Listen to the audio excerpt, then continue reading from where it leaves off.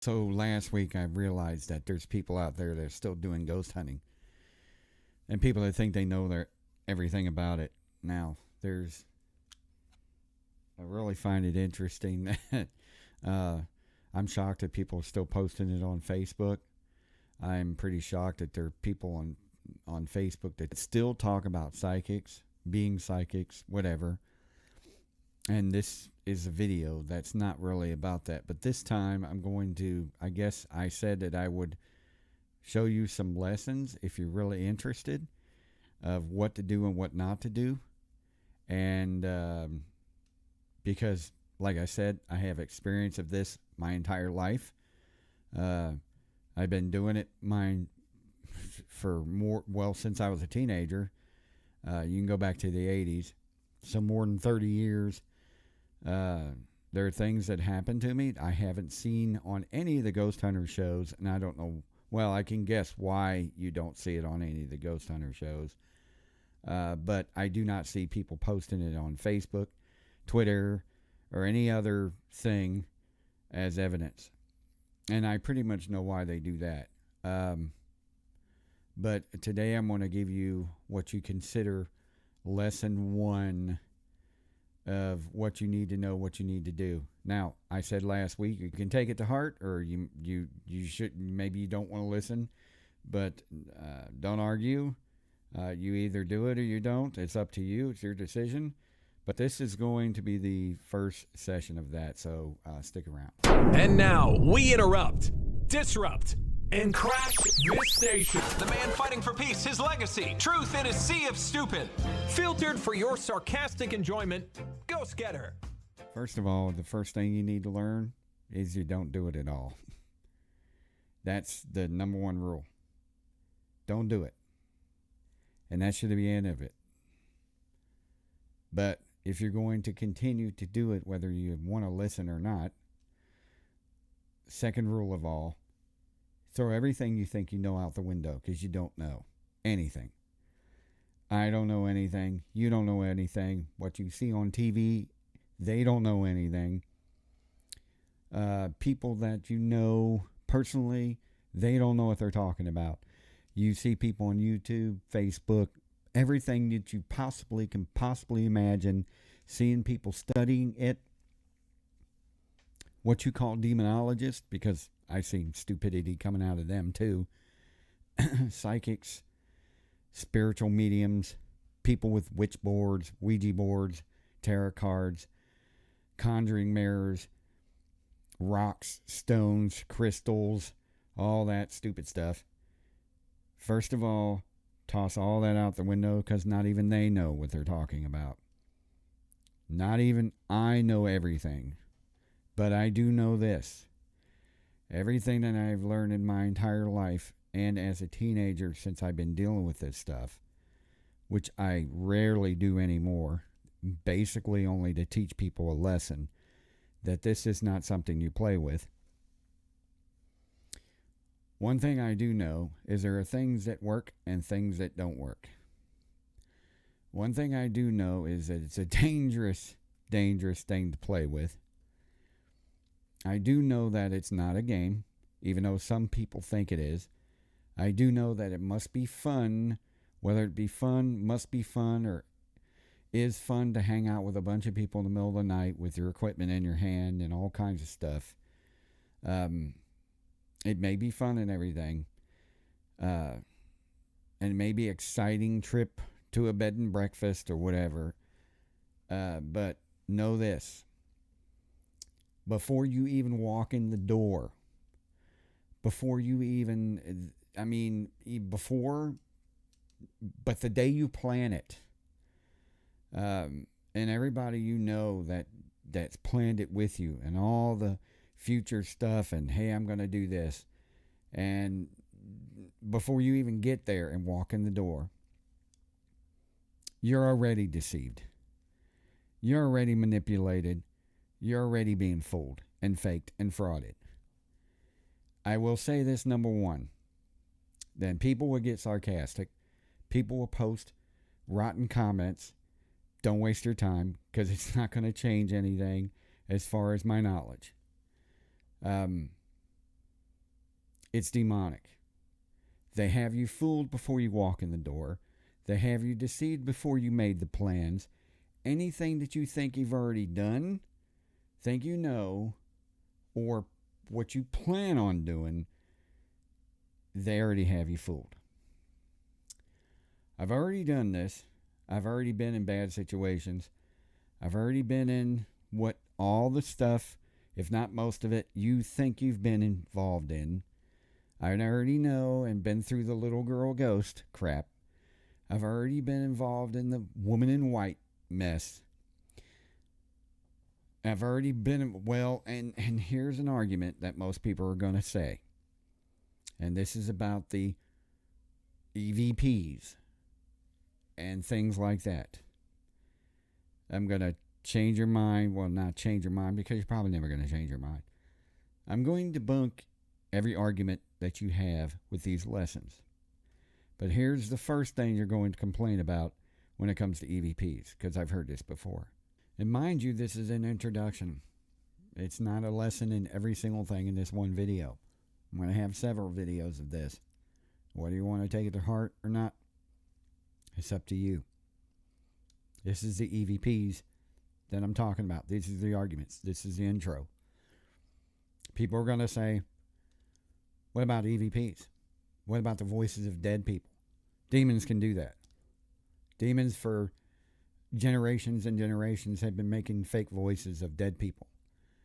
They've put in the head of people that have died in the past houses that you go to or lived in or places like that, and make you think that, oh, it's the dead voice of Abraham Lincoln in the 1800s.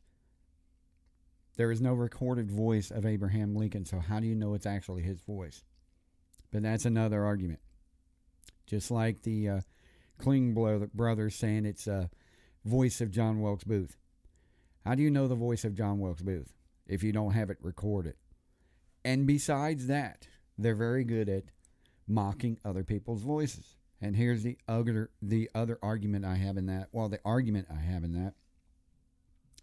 When people say, well, it's the voice of my dead grandmother. It's the voice of my father. It's the voice of my relatives or friends. I would know because I grew up with them or heard them before. They have the ability to mock other people's voices. And here's how I know this. Because I've been in situations in my own home and in other houses and in places I've been where the people that I am related to or know have not been to in their entire lives. But I've caught EVPs of their voices, and they are not dead. I've caught EVPs of voices of my mother. She has not passed away. This was years ago. Family members, friends, you name it. Caught voices of them. I've heard it with my own ear. I've caught it on EVPs. So therefore, when you say EVPs are real from real ghosts, because I've heard them before, because they're relatives or friends in the past, or the people that used to live there, you might as well toss that out, because they can mock those voices and intimidate people or imitate people and imitate animal sounds. They can imitate sounds of objects moving.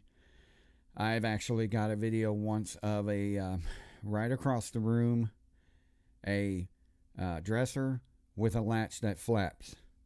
It's one of those metal latches that move like a door knocker. I got a video of the video camera is facing the dresser.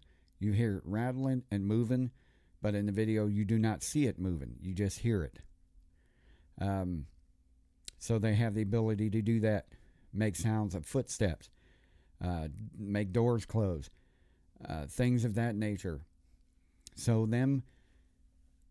the people that tell you, or the people that come on here and say, I caught EVPs of somebody, Civil War soldier, dead family member, the little girl ghost, which I find it very ironic that a little girl ghost would be walking around in the middle of an abandoned factory at night that's never been there before. But they're going to put in your head that they used to. Things like that. So to say it's a person that's died, you can't argue that, because demons can do that too. If they can make a voice of a person that isn't dead, like a family member, what makes you think they can't do it of a person that's a dead family member or friend? Here's another thing. People take certain things, and this I find it highly interesting, because, if you don't think, this is another thing about, if you don't think you're being fooled before you walk in the door, yes, you are. Here's a reason, and here's another thing that shows you this. You'll walk in the door with a Ouija board, a tarot card, lightning bugs. You'll come in there with a stick of gum, glue, tape, sharp pencil sharpeners. You'll go in there with a tinfoil hat, rocks, crystals, a dome on your head, toothless brawl. I don't even know what that is. But notice how all these people seem to have an idea of what they're going to do walking into all these places. But the one thing they do not walk in with every time is a Bible. Why is that? Why is that? Well, they say, demonologists do, and Father Johnson and Flip Buddy and whatever walk in there, and they do all the time. First of all, most of your ghost hunters will not walk in with the Bible. Why? You think maybe because they're being told in the back of their mind not to?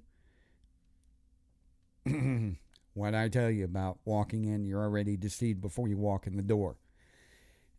Second of all, excuse me, these demonologists, so-called demonologists, and, some of these priests, people like that, first of all, and people that walk in that say that, well, we need to bring a psychic in here to tell you who it is and all that other stuff. First of all, think about it.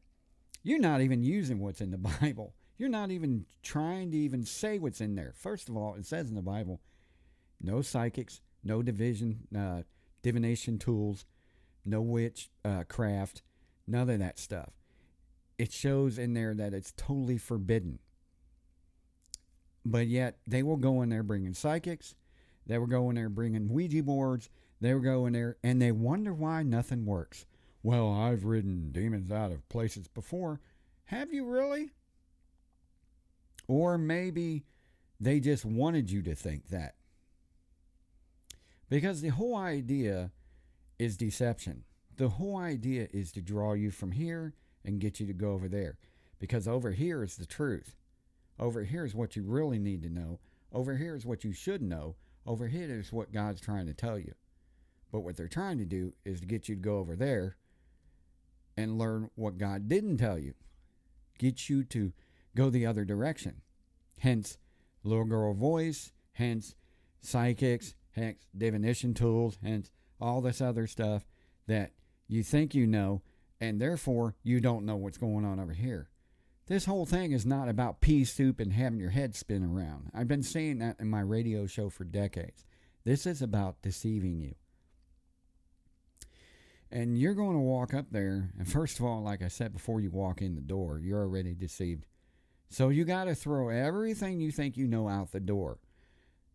And the biggest thing of all is about having a big head, having an ego, thinking you know everything. That's another big tool. And this is the last part of lesson 1 I'm going to show you. People that go in thinking they know everything. People that go in thinking they know more than you. Him, she, who. That's just more ignorant than ever before. People that got the biggest ego because they've been on TV. People that got an ego because they think they know all these people that have been on TV. People that think they know because they have 40 years of experience in demonology, flubby, blubbly, blah, blah, blah. You know, I once got into this argument once, and I know Chip Coffey heard me, and I know he ignored me when I told him. He brought up the fact that the Bible can't be true because it was written by man, and man lie. And yet, this is a guy that's listening to a spirit guide that's supposedly dead, giving him information from another spirit that's supposedly dead. So I asked the question, how can you say that it's wrong because man lie, and yet you trust in a spirit guide getting information from another spirit that's supposedly dead? Can they not lie either? I got no answer from that, which is no surprise to me at all. So therefore, there are people with egos that think they know everything. Zach Baggins and his crew walked into places where they think they knew everything. They knew what they were going to do. And I've been saying, ironically, I've been saying about the little girl ghost and the fake demonic thing where they act like a little girl to get you to, they do it mainly to draw you in like a sponge. Because if they showed their true colors, you wouldn't be in this place for very long. So I thought it was interesting how one of my radio shows, all of a sudden somebody from Vegas was in my chat room, and a few months later, whatever it was, when the show came out, he started bringing this up in a bar they were in. I heard that little girl ghost, and I got this idea. He made it sound like it was his. The little girl ghost could be demons posing themselves as little girls. I'm like, really? Wow, where did you get that from? Funny, nobody ever mentions that ever before. But his ego is way up there. And this is a guy that thinks he knows everything. Now, I've spent my past shows attacking and being stupid and things like that, even on YouTube here. And I said, this is a serious thing. And I should not put him down and everything else. I should do things differently than I've done in my shows before. Little inexperience, I would say. But there is an ego there. And I will say, this is how. When I tell you that you're walking into a place being deceived, before you walk in the door, you're already being fooled. This is a prime example. And I've said this, like I said, on my show for years. I said decades before. If you want to count decades, 2008 all the way up to 2020, I guess you could. But for years I've been saying this about walking in thinking you should throw everything out the door, thinking you know everything, because you don't. This is a prime example. And I brought this EVP up on my show a few years ago, probably longer, when Zach and his crew were in Vegas. And they were in this house that was supposedly very, very dark. It was abandoned, but it was very, very dark because it was used for murders. First of all, when I watched the show, I thought, okay, he says it's demonic, then he doesn't. He says it's demonic. This guy was so deceived and fooled in this show, he didn't even realize what was coming. He was saying some of the most ridiculous things and doing the most ridiculous things. I just couldn't believe it. And when I heard this EVP, I said, half the time I watch these shows, I'm like, come on. So I don't watch the shows anymore. First of all, I don't watch them because it causes problems. Second of all, I watch them because they don't know what they're doing. When I heard this EVP, I caught it immediately. I knew exactly what it was, and I knew why. And then I waited for him to mention it. He did not mention it. To this day, I don't even think he still brings it up.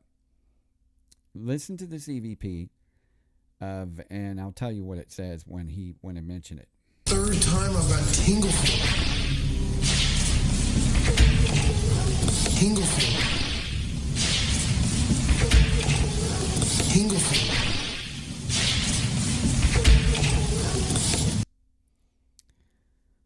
Now, what you hear on there was the song, two things. The song Three Blind Mice, and you hear a little girl singing it. What do you think he means by three blind mice?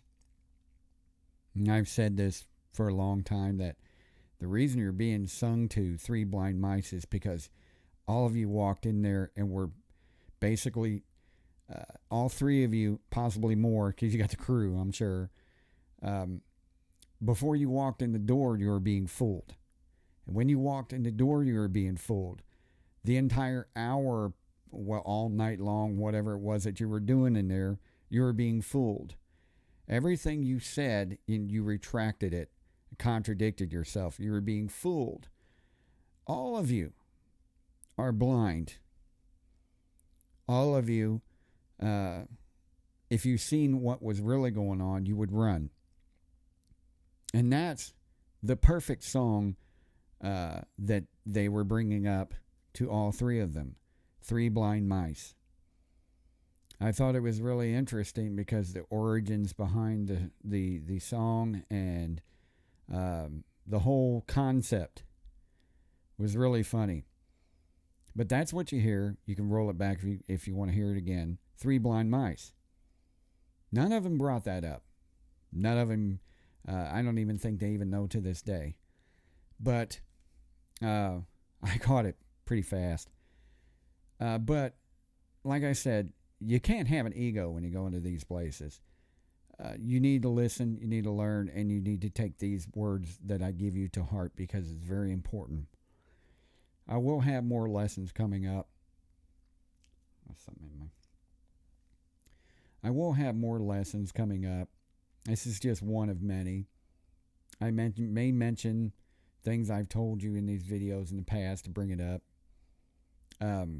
This helps more instead of doing the radio shows because, I don't know how that would work with the video because most people want to see a video with the radio.